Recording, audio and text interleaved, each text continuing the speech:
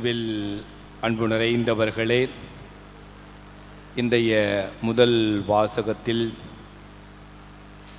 கடவுளுக்கு அவருடைய சட்டத்திற்கு கீழ்ப்படியாமல் பாவம் செய்தவர்களை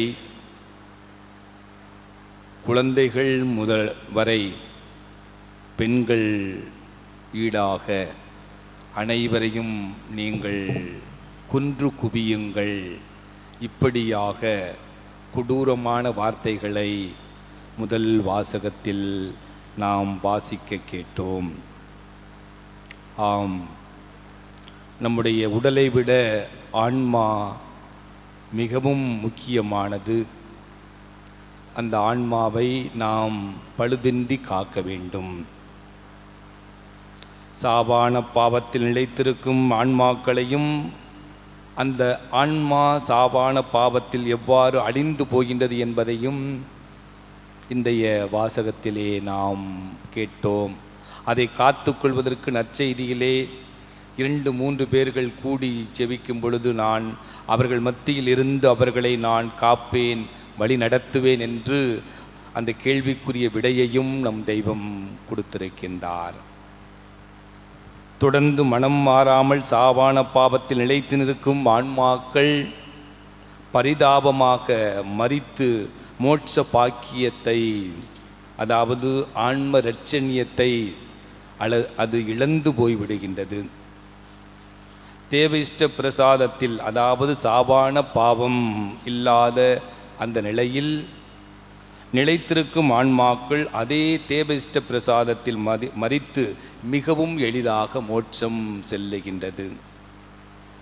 ஆதியிலே ஆண்டவர் மனிதனையும் இந்த உலகையும் படைக்கும் முன்பாக மோட்சத்திற்கு வெளியிலே சம்மனசுகளை படைத்தார்.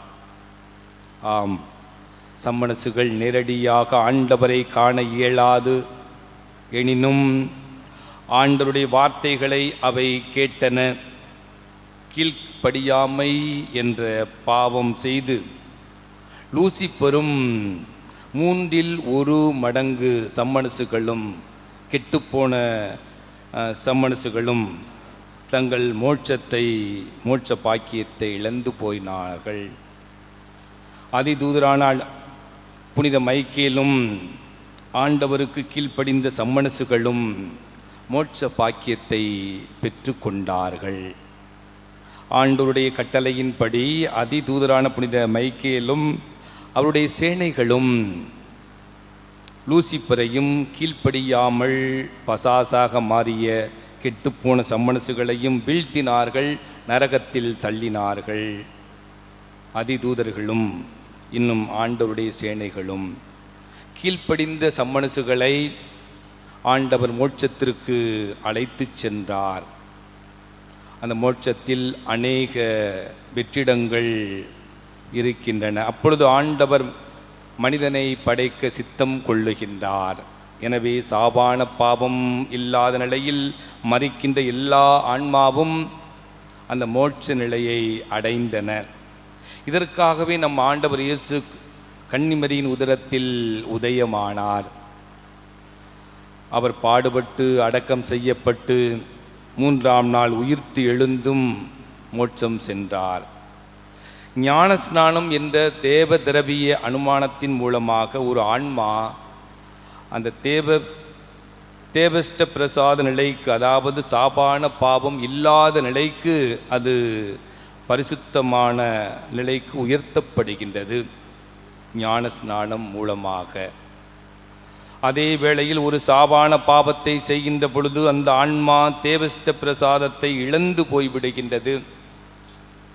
அந்த வேளையில் ஒரு வாய்ப்பாக உத்தம மனஸ்தாபப்பட்டு மனம் திரும்பி ஒரு நல்ல பாவ சங்கீர்த்தனம் செய்யும் போது மீண்டும் அந்த ஆன்மா தேவஷ்ட பிரசாத நிலைக்கு, மோட்ச பாக்கியத்தை அது அடைகின்றது. ஆண்டவர் அப்போஸ்தலர்களை பார்த்து சொல்லுகின்றார், நீங்கள் யாருடைய பாவத்தை மன்னிப்பீர்களோ அவை மன்னிக்கப்படும் என்று. இப்படியாக இறை வாக்கு நமக்கு வேதத்தில் சொல்லப்பட்டு உள்ளது. அன்று அப்போஸ்தலர்கள் தான் முதல் ஆயராக முதல் ஆயராக அழைக்கப்பட்டார்கள். ஆண்டவர் வழியாக இந்த அதிகாரம் திருத்தந்தை மற்றும் ஆயர்களுக்கு கொடுக்கப்படுகின்றது. ஆயர்கள் வழியாக அனைத்து குருக்களுக்கும் இது அருளப்படுகின்றது. இவ்வாறு ஆண்டவருடைய இறை அன்பு அனைவருக்கும் வெளிப்படுத்தப்படுகின்றது. இந்த இறை அன்பில் நாம் அனைவரும் வளர்வதற்கு நாம் நம்மையே தயாரிக்க வேண்டும். ஆம், ஞாயிற்றுக்கிழமைகளில் தவறாமல் ஆலயத்திற்கு நாம் செல்ல வேண்டும். இன்னும் முழு திருப்பலியிலே ஆர்வத்தோடு பக்தியோடு பங்கேற்க வேண்டும்.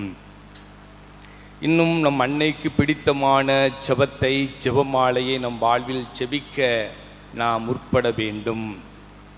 இப்படி நாம் இந்த உலகத்தின் பயணத்தில் ஆண்டவருடைய அன்பு பிள்ளைகளாக வாழ ஆசிக்க வேண்டும். அன்பு நிறைந்தவர்களே, இப்படி நாம் வாழ்வை, நம்முடைய ஆன்மாவை எப்படி உடலை காத்து கொள்ள நாம் ஆசிக்கின்றோமோ, சுகமாக அழகாக நாம் வளர வேண்டும் என்று, அதே போன்று நம் ஆன்மாவையும் காத்து கொள்ள ஆசிக்க வேண்டும். எனவே ஒவ்வொரு நாளும் எத்தனையோ மணிக்கணக்கு நமக்கு கொடுக்கப்படுகின்றன. அதில் சிறிது நேரத்தை அந்த தெய்வத்திற்காக நம்மை பராமரித்து பாதுகாத்து வருகின்ற, நாம் உறங்கும் போதும் விழித்திருந்து தினம் காத்து வருகின்ற அந்த தெய்வத்திற்கு நம் நேரத்தை சிறிது கொடுக்கின்றோமா? அவரை நினைத்து நன்றி சொல்லுகின்றோமா? இப்படி தவறாமல் ஞாயிற்றுக்கிழமையிலாவது முழு திருப்பலியில் பக்தியோடு பங்கேற்று நம் தெய்வத்தின் அன்பில் இருந்து யார் என்னை பிரிக்க முடியும், வாழ்வா சாவா நெருக்கடியா என்று சொல்லும் புனித பவுலை போன்று நாம் வாழ ஆசிக்கிறோமா?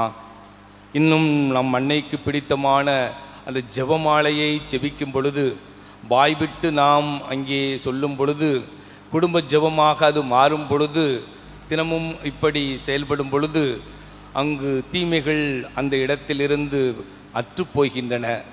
அந்த ஜெபம் ஜெபிக்கப்படும் பொழுது அங்கு அந்த சுவர்கள் எல்லாம் அங்கே அதிர்வுகளாக ஆண்டவரால் ஆசீர்வதிக்கப்படுகின்றன.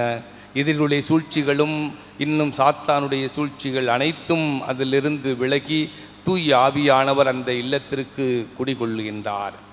அப்படிப்பட்ட ஜெபத்தை, ஜெபமாலையை நாம் ஏறெடுக்க வேண்டும். ஜெபம் இறைவனுடைய இதயத்தை திறக்கும் திறவுகோல் என்றும், ஜெபிக்க தெரிந்த மனிதன் இறைவனையே ஆளத் தெரிந்தவென்றும் 5 காயம் வரம் பெற்ற புனித குருப்பியோ இப்படியெல்லாம் நமக்கு சொல்லி வைத்திருக்கின்றார். எனவே அப்படிப்பட்ட ஜெபத்தை நம்முடைய வாழ்வில் இயேசுவை நம்புகின்ற, விசுவசித்து அவரை பின்பற்றுகின்ற, அவரினுடைய ஆசீர் வேண்டும் என்று ஆசிக்கின்ற நமக்கு நாம் அதை ஒரு போர்க்கருவியாக பயன்படுத்த ஆசிக்க வேண்டும். ஆம், எனவே நம்மையே ஒப்பு கொடுத்து, தெய்வமே நான் ஒன்றுக்கு உதவாதவன் பாவி, என் மீது இறங்கும் என்று நாம் இப்படியாக ஆண்டவருக்கு பிடித்தமான பிள்ளைகளாக, நம் நேரத்தை கொஞ்சமாவது கொடுக்கும் அன்பு பிள்ளைகளாக வாழ நாம் வரம் கேட்போம். இன்றைய நாளுக்குரிய புனிதர் கூட அருளாளர் இசிதோர் என்பவர் மிகவும் சாதாரண மனிதர். தன்னுடைய 18 வயதிலே கிறிஸ்துவை அறிந்து அவரை பின்பற்ற ஆசைப்படுகின்றார். எனவே திருமுழுக்கு பெறுகின்றார். இவ்வளவு நல்லவரை நான் பின்பற்ற வேண்டும் என்பதற்காக. இன்னும் தொடக்கத்தில் கட்டிட பணியாளராகவும், பிறகு ரப்பர் மரக்காடுகளில் தோட்ட தொழிலாளராகவும் இருக்கின்றார். இவருக்கு அன்னையின் மீது தனிப்பட்ட ஒரு அன்பு இருக்கின்றது. எனவே எப்பொழுதும் கையில் ஜெபமாலையும் கழுத்தில் உத்திரியமும் அணிந்திருப்பார். இப்படி தான் பெற்ற அந்த அனுபவத்தை தன் சக பணியாளர்களிடமும் பிறருக்கும் எடுத்து சொல்லி வந்தார். இந்த உத்தரியம் நம்முடைய வாழ்வில் மிகப்பெரிய பாதுகாப்பை கொடுக்கக்கூடியது. ஆபத்துக்கள், விபத்துக்களிலிருந்து நம்மை தடுத்து ஆட்கொள்ளும். இன்னும் அந்த கார்மேல் மலையில் ஸ்டைமன் ஸ்டாக் என்ற அந்த புனிதர் மூலமாக புனிதருக்கு அன்னையானவர்கள் கொடுத்த அந்த உத்தரியம் நிச்சயமாக அது மிகப்பெரிய போர்க்கருவியாக நம்முடைய வாழ்விலும் இருக்க வேண்டும். ஜெபமாலையை நாம் எப்படி கையிலே மணிப்பர்ஸ் எடுத்து செல்வது போன்று இதையும் நாம் சேர்த்து கொள்ளும் பொழுது நமக்கு அங்கு ஆசீர்வாதமாக பயணம் அமையும், முயற்சிகள் ஆசீர்வதிக்கப்படும், வெற்றி கிடைக்கும். அப்படித்தான் இவரும் செய்து வந்தார். இப்படி இதையெல்லாம் பார்த்த அந்த தோட்ட மேற்பார்வையாளர் இவருக்கு பலமுறை எச்சரித்தும் நான் உத்தரியத்தை கலட்ட மாட்டேன், இப்படி இதிலிருந்து மாறமாட்டேன் என்று சொன்னதால் அவர் எச்சரிக்கப்பட்டு கடுமையாக தாக்கப்பட்டு அந்த தோட்டத்திலே தூக்கி எறியப்படுகின்றார். இருந்த போதிலும் இதோ இவரை மன்னிக்கின்றேன், தெய்வமே இவரை ஆசிர்வதியும் என்று சொல்லி சில நாட்களிலேயே மரித்து போய்விடுகின்றார். 26 வயதுக்கு சொந்தக்கார மிகச் சாதாரண ஒரு பணியாளர். நேற்று நாளிலும் நாம் பார்த்தோம் புனித கிளாரா, மிகவும் உயர்ந்த செல்வாக்கும் நிறைந்த அந்த பெண்மணி தன்னையே முழுமையாக கடவுளுக்கு அர்ப்பணித்ததால் இன்றும் நாம் அவரை போற்றுகின்றோம், நினைத்து பார்க்கின்றோம். மிகச் சாதாரண மனிதர் கூட இப்படியாக ஆண்டவரை அதிகம் பற்றி கொண்டு நான் அறிந்தவரை பிறருக்கு எடுத்துச் சொல்வேன், என் வாழ்வில் பின்பற்றுவேன் என்று வாழ்ந்ததால் அருளாளராக 2ஆம் ஜான் பால் அவர்களால் உயர்த்தப்பட்டிருக்கின்றார். எனவே இப்படிப்பட்ட இந்த மனிதரை போன்று நாமும் வாழ ஆசிப்போம். கடவுள் கொடுத்த இந்த வாழ்வின் பயணத்திலே அவரையும் நம் உடன் சிறந்த தெய்வமாக ஏற்று நாம் அவரை மையப்படுத்தி வாழும் பொழுது நிச்சயம் நம் வாழ்வு சிறக்கும். இன்னும் நம்முடைய வாழ்விலே ஏற்றம் காண்போம். நம் தெய்வம் அன்னையின் பரிந்து பேசுதலால் அளவுக்கு அதிகமாக ஆசிரை நாம் தெய்வத்தின் மூலம் பெற்றுக்கொள்ள முடியும் என்ற சிந்தனைகளோடு தொடர்ந்து இந்த கல்வாரி பலியில் நம்மையே ஒப்பு கொடுத்து செபிப்போம்.